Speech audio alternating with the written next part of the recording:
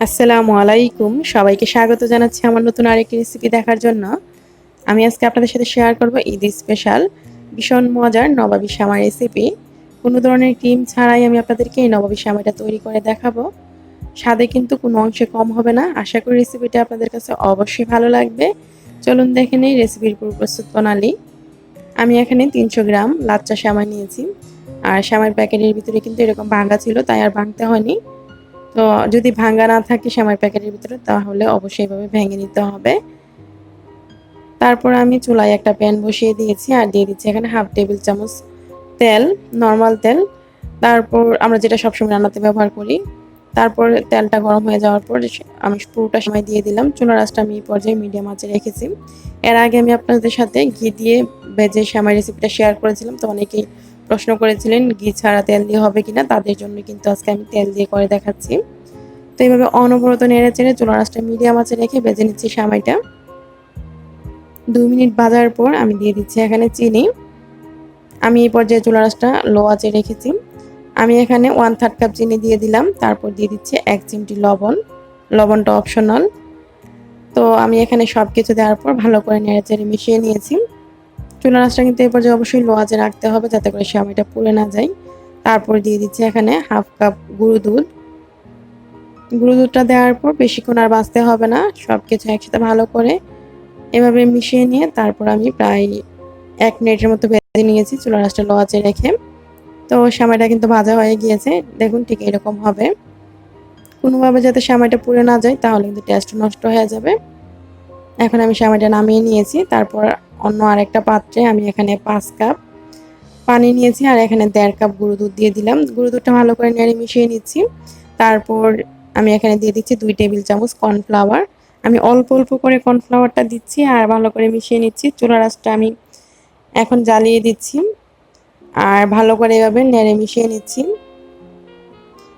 গরম থাকা অবস্থায় কিন্তু কর্নফ্লাওয়ারটা দিতে যাবেন না, তাহলে কিন্তু নিচে দলা বেঁধে যাবে। তো আমি এখানে দিয়ে দিচ্ছি 3 টেবিল চামচ চিনি।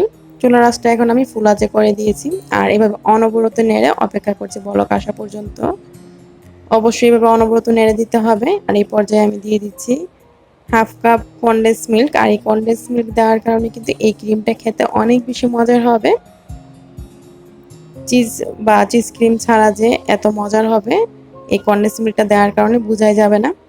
তো আমি এখন সবকিছু আবার ভালো করে নেড়ে মিশিয়ে নিলাম। আর যখন বলক চলে এসেছে তখন আমি চুলার আঁচটা মিডিয়াম আঁচে করে দিয়েছি আর এভাবে অনবরত নেড়ে জাল করে নিচ্ছি, অপেক্ষা করছি ঘন হওয়া পর্যন্ত। আবারও বলছি অনবরত নেড়ে কিন্তু এই ক্রিমটা তৈরি করতে হবে যাতে করে নিচে দিয়ে কোনোভাবে লেগে না যায়। যেহেতু কর্নফ্লাওয়ার দিয়ে তৈরি করা, নিচে দিয়ে কিন্তু লেগে যেতে পারে। তো এইভাবে অনবরত নেড়ে চেড়ে এই ক্রিমটাকে আমি জাল করে ঠিক এরকম করে নিয়েছি আর ঠিক এরকম হবে ক্রিমটা। এখন আমি চুলাটা বন্ধ করে দিয়েছি। ঘনত্বটা ঠিক এরকম হবে। তারপর আমি যে ভেজে রেখেছিলাম সেমাইটা এখানে একটা বাটিতে 1 লেয়ার দিয়ে দিচ্ছি ভাজা সেমাই। এভাবে ছড়িয়ে একটা লেয়ার দেওয়ার পর হাত দিয়ে এভাবে চেপে দিতে হবে, অবশ্যই চেপে দিতে হবে যাতে সেট হয়ে যায় সেমাইটা। তো এইভাবে একটা লেয়ার দেওয়ার পর আমি গরম অবস্থায় কিন্তু ক্রিমটা ঢেলে দিচ্ছি। অবশ্যই ক্রিমটা কিন্তু গরম থাকতে হবে।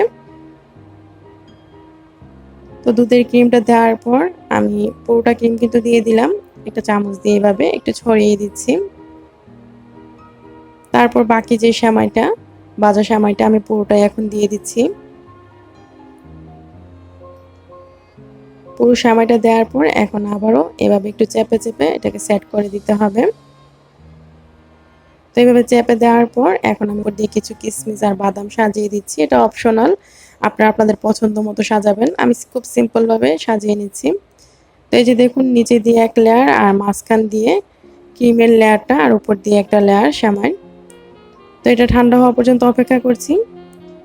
ঠান্ডা হওয়ার পর আমি একটা অ্যালুমিনিয়াম ফয়েল পেপার দিয়ে ঢেকে ফ্রিজে রেখে দিচ্ছি। আর আপনারা চাইলে কিন্তু এইভাবে করে ঈদের 1 দিন কিংবা 2 দিন আগে কিন্তু এই সেমাইটা তৈরি করে রেখে দিতে পারেন।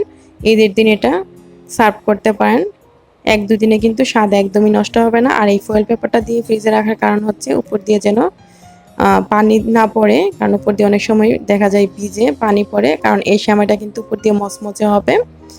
তো এইভাবে ফ্রিজে রাখলে আর মচমচেটা নষ্ট হয় না। আমি আপনাদেরকে একটু কেটে দেখাচ্ছি কেমন হয়েছে। এই যে দেখুন ভিতরের ক্রিমের লেয়ারটা নিশ্চয়ই দেখেই বুঝতে পারছেন কতটা ইয়াম্মি লাগছে। দেখলেনই তো কত সহজে এই নবাবী সেমাইটা তৈরি করা যায় কোনো ধরনের চিজ ক্রিম ছাড়াই। আর স্বাদে কিন্তু কোনো অংশে কম হয়নি। আপনারা অবশ্যই তৈরি করবেন, তাহলেই বুঝতে পারবেন। অনেকেই প্রশ্ন করেছিলেন কুনাফা আর নবাবী সেমাইয়ের মধ্যে পার্থক্য কি।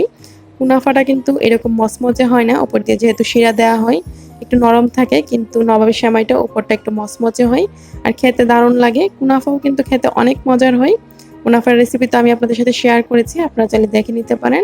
আমি কুনাফার রেসিপিটা ডিসক্রিপশন বক্সে লিঙ্ক দিয়ে দিব। আশা করি আমার আজকের এই নবাবী সেমাই রেসিপিটি আপনাদের কাছে ভালো লেগেছে। যদি রেসিপিটি ভালো লাগে চ্যানেলটি সাবস্ক্রাইব করে সাথেই থাকবেন, রেসিপিটিতে লাইক দিয়ে দিবেন।